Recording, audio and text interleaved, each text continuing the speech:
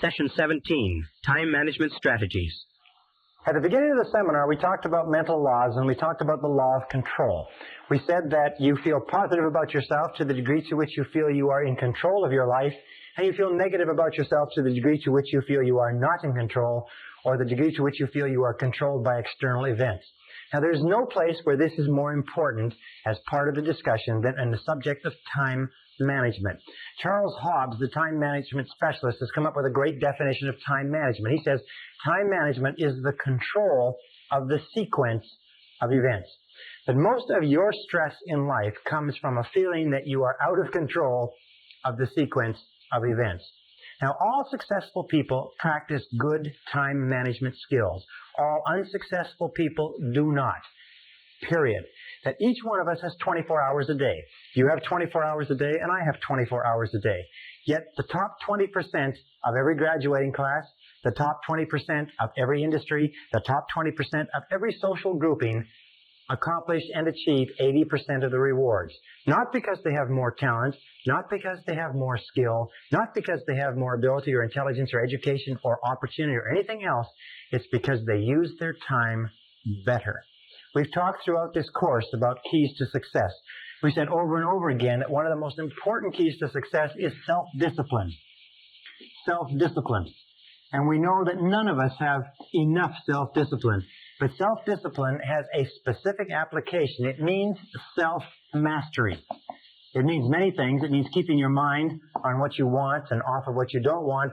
But it also means self-control. It means self-control in terms of time, in terms of controlling the sequence of events.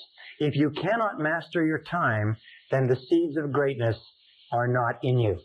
If you cannot master your time, then it's not likely that you'll ever accomplish what you are capable of accomplishing in life. In this session, I want to give you 7 keys to time management. Now, I do entire 1 and 2 day time management programs. I can speak for hours on time management without referring to a note. I have studied countless books. I've listened to all the tapes. I've been to the courses. I'm going to give you 7 keys. If you will follow these 7 keys until they become automatic, you can double your time efficiency in almost no time at all.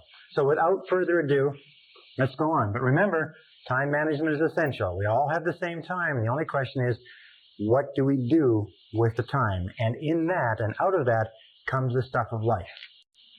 Starting point of time management, number 1, which I've been repeating over and over again, is clear, specific goals. Clear, specific goals. Do you know how many people waste their time because they do not have clear, specific goals? They don't know what they're doing. At least 80% of all time wastage or more is because people aren't sure of what they're supposed to be doing. They're not sure of what they want to do, and if they work for a company, they're not sure what the company wants them to do. As a matter of fact, the first thing I do when I go into a company is I say, what you have to do is you have to clearly define the expectations of each person in each position. And you know, in most cases, they are not sure how to do that. Clear, specific goals.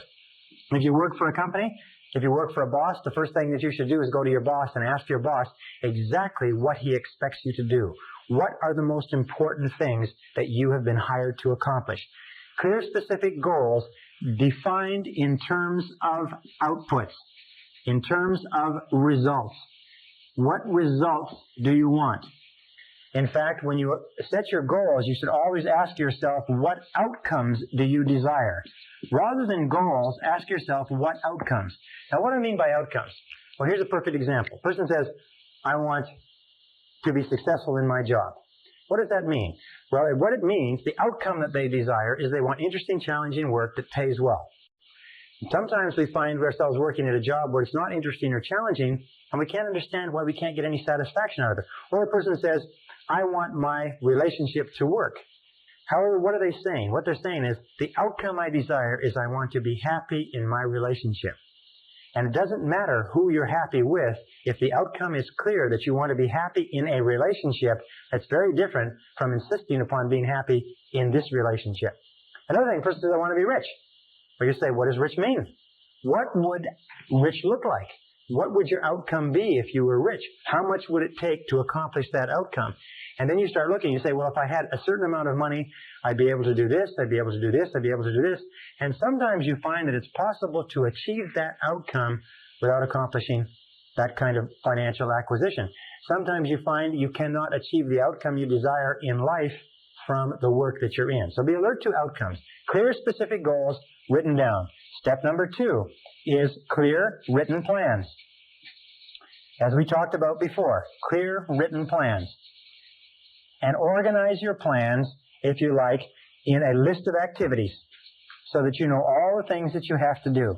These two alone, taking the time to plan, they say every minute spent in planning will save you 5 to 15 minutes in execution. And action without planning is the cause of almost every failure.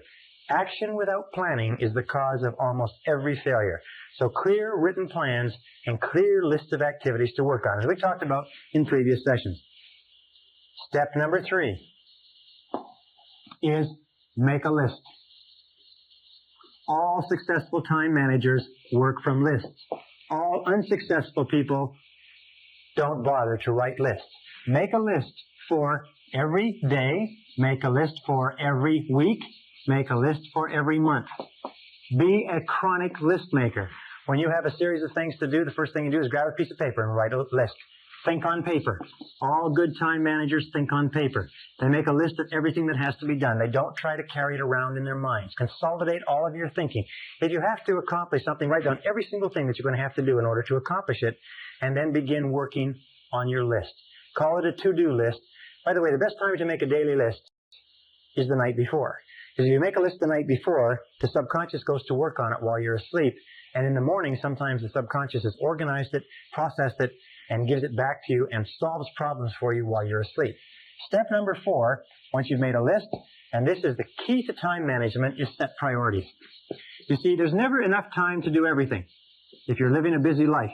But there's always enough time to do the important things if you can decide what they are. Setting priorities means using the 80-20 rule. The 80-20 rule says that 80% of the value of what you do comes from 20% of what you do. If you have a list of 10 things to do, that 2 of those things will be worth all the rest put together. Setting priorities means always looking at what is called the vital few versus the trivial many. The vital few versus the trivial many. The 1 or 2 things that you can do that make a real difference. Now, most people waste their time, not because they're not working hard or not because they're not busy, it's because they're working on the trivial many, and no matter how many of them they do, it doesn't make any difference. The truly successful people do a few things. They do the right things. They do things 1 at a time, and they stay with them until they're complete. So set priorities. A very simple time management system is what is called the ABCDE system. The ABCDE is very simple. A stands for top priority tasks. Number 1 must be done. B is secondary priority tasks, things that should be done. C are not particularly important tasks, which could be done if you have enough time after you've done your A's and B's. And D is delegate, and E is eliminate. Then what you do is you take and you list all of your A goals from your list, and then you write A1, which is the most important of all. And then you write A2, which is the second A goal, and so on. And then you begin to work, and you work on your A1. And you never work on an A2 or a B of any order until your A1 is complete. Very simple. Now here's the key question for time management. This can be worth a fortune to you. It's been worth a fortune to me. Ask yourself over and over again. Repeat it and repeat it and repeat it until it rings in the back of your brain. What is the most valuable use of my time right now? What is the most valuable use of my time right now? What is the most valuable use of my time right now? Every time before you start any new task, ask yourself this question, and then discipline yourself to do only what is the most valuable use of your time. Remember, Benjamin Franklin had a beautiful line. He said, "Do you value life? Then waste not time, for it is the stuff of which life is made."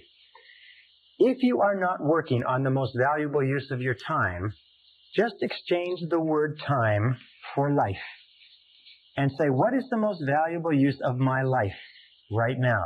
And remember, if you are working on a second order priority, you are, relatively speaking, wasting your time and wasting your life.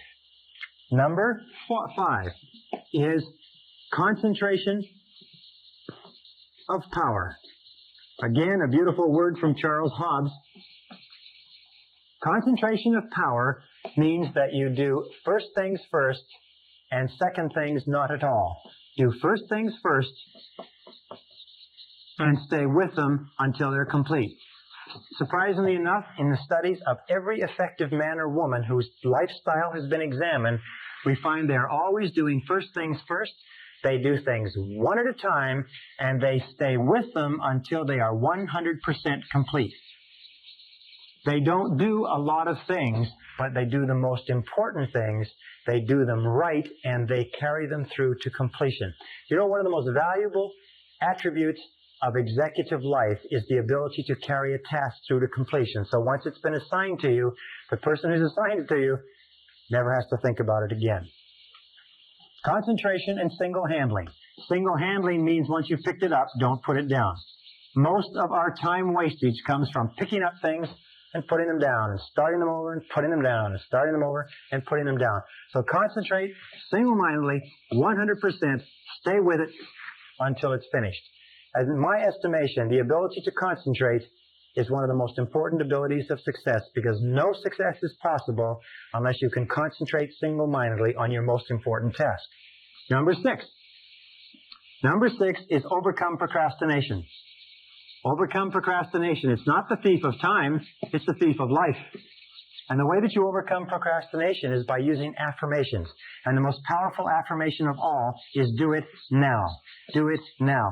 W. Clement Stone built a billion-dollar fortune by rehearsing and then getting everybody in his company to say 50 times every morning, do it now, do it now, do it now, do it now, do it now. Drive that, impress that into your mind.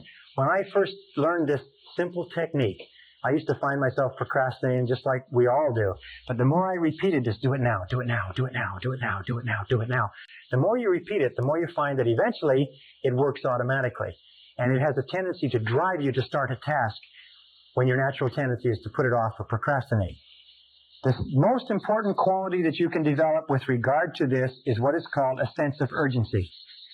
A sense of urgency means that you get on with it and you do the job fast. We said earlier that time is your most precious resource. Time is the scarcest and most precious resource of accomplishment in our civilization. And that people who have a sense of urgency are always the most valued people in our society. Develop what is called fast tempo. Fast tempo is essential to success. Fast tempo is essential to success. What that means is that the harder and the faster you work, the more energy you have. The harder and the faster you work, the more drive you have, the more you get accomplished. The more you get accomplished, by the way, the more tasks you conclude, the more energy and self-esteem you have, because every time you finish a task, you get a jolt of positive energy. Every time you procrastinate on a task, it tires you out and makes you depressed.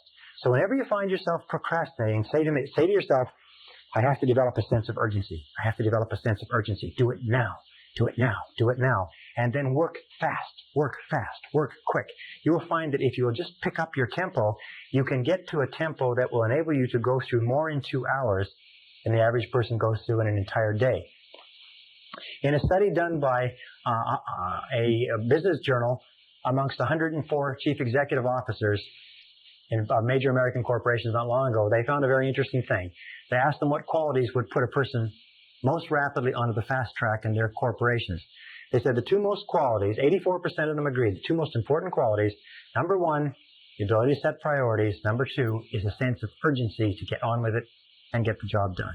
And number 7, the 7th key to success is balance. Keep your life in balance. Make sure that you take time every day to spend with the people who are close to you. Make sure that you take time every day to think through your values. What is it that you really care about? Why are you doing what you're doing? What is it that you believe in that is relevant? And who are the people that you love? Who are the people that you care about and who care about you? Keep your life in balance. Don't let it get all work. Don't let it get all play. Don't let it get all anything. Keep your life in balance. Spend time with the people that you care about. Work hard when you work. Play hard when you play. Manage your time well. Control the sequence of events. And you can become anything that you want to become.